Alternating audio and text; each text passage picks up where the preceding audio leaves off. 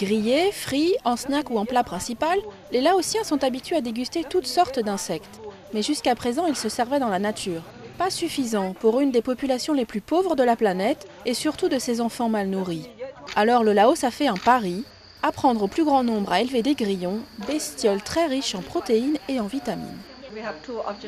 Nous avons deux objectifs. Le premier est de lutter contre la malnutrition avec une source de protéines alimentaires venant des insectes.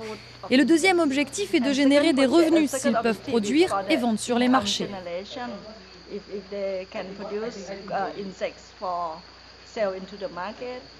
Seule une vingtaine de personnes dans le pays se sont pour l'instant lancées dans l'aventure, comme cette ferme de la banlieue de la capitale. 67 kilos de grillons sont produits ici tous les 2 mois et vendus entre 4 et 5 euros le kilo au restaurant ou au marché. Une activité plutôt rentable qui nécessite peu d'investissement et qui est accessible à tous, même en ville. Je n'ai pas assez d'espace pour des bassins à poissons et un élevage de poulets. Mais élever ces grillons ne demande pas beaucoup de place et il n'y a pas beaucoup de pollution nocive comme un élevage de poulets. À l'université de Vientiane, les étudiants tentent de perfectionner cet élevage d'un nouveau genre.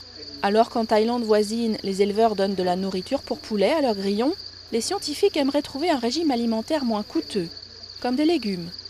Une expertise que ces jeunes entomologistes comptent bien mettre à profit une fois rentrés chez eux. Quand j'aurai fini mes études, je voudrais utiliser mes connaissances et avoir ma propre ferme chez moi.